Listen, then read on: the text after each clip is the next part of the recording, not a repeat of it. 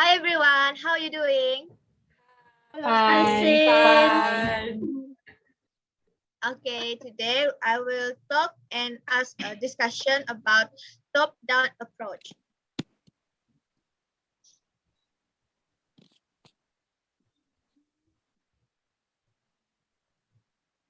Can see my slide? Oh, Okay. okay. For the introduction, do you guys know about the top-down approach? No. Okay, let me explain about this approach. In the top-down approach to management, a team or project manager make decisions which then filter down through a hierarchical structure. The manager will gather knowledge, analyze it, and draw actionable conclusions. They will develop processes that are communicated to and implemented by the rest of the team. You guys may hear this style of management referred to as command and control or autocratic leadership. For example, the top-down approach in public health deals with programs that are run by whole governments of intergovernmental organization (IGOs) that aid in combating worldwide health-related problems such as HIV control and smallpox eradication are two examples of top-down policies in the public health sphere. Jacinta, do you know this top-down approach advantages? Yes, I will explain it in this slide. So the first one is this approach has a greater clarity. The top-down approach results in a clear, well-organized processes that leave little room for confusion because all the decisions are made in one place and all communication flows in one direction, which is from the top until the bottom. And then the second one is it has more accountability.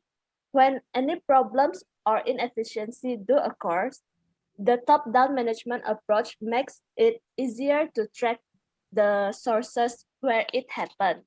With these clearly defined teams that each have their own separate responsibilities, it's easier to locate it, diagnose, and solve the problem quicker and efficiently. So here's my question. Does anyone else know what's the problem, the other advantages of top-down approach? Me. So the next advantages is their organization broaden the identity of the management skill and understanding during the first phase. Anyone else? Based on my reading, the top-down approach, operation and maintenance resources are not initially impacted as severely as with the compared to the bottom-up approach. I think that's all. Okay, I see. So Karen will be talking on the disadvantages, right? Yes. Okay. Thank you, Joss. So for the next discussion is I will talk about the disadvantages of this top-down approach. For the first disadvantages is complexity, which is making a decision with just a few people is more simple. Next is time consuming, and last is this strategy is driven by the existing infrastructure instead of business processes. So for my question, does anybody know the other disadvantages of this top-down approach? I'll try. Okay, so Okay. I've read this in one of the websites. It said team disengagement, which it said the one challenge with top-down approach is that it's require proactive work to keep not leadership team members feel engaged and connected, which means that when it happened, the most of the things are do by the top management. Okay, I see. Yes, that's all from me. Okay. Anyone else? I want to add some of the disadvantages based on my readings on the website that I have found. This this top-down approach have more of a strength of leadership. Since all decisions are made at the top, a mismatched project management hire can have a bigger impact on the success of the team. Many process problems are only visible at the lower level, so project manager who fail to solicit feedback from individual team members before making decisions can cause significant problems, delay, and losses. That's all from me. Okay. Anyone else want to add something?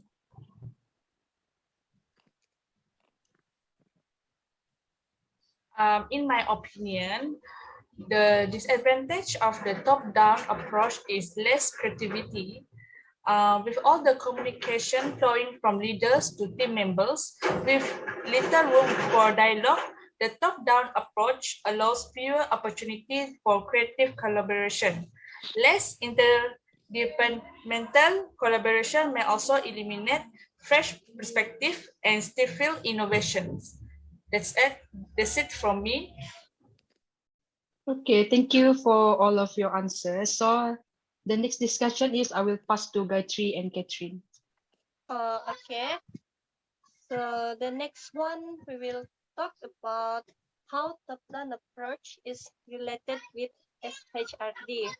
So generally, top-down approach is related to strategic human resource development because it has an effective way as it remains from the same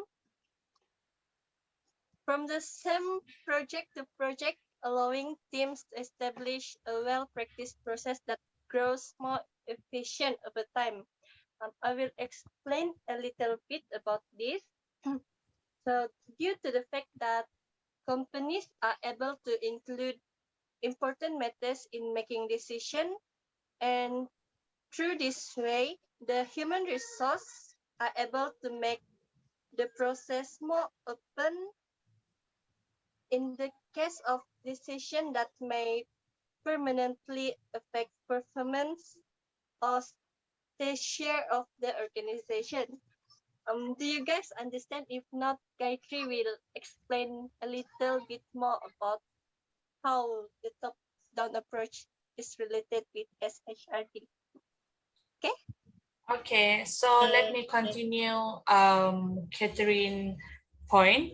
So the top-down approach from our view is more rigid and structured when it comes to multiple sub-teams and many different project parts or any other factors that can make process difficult to keep organized will benefit from incorporating elements of top-down methodology. So it will be more benefit to smaller teams or teams with narrow projects. It will focus in have the freedom to lean more heavily on the button-up style. Do you guys still confused with SHRD and top-down approach? No, clear. So far, so, No, very clear. so far, so good. Very clear, right? Yeah, it's good if very clear. So anyone want to give some opinion regarding our discussion? Anyone?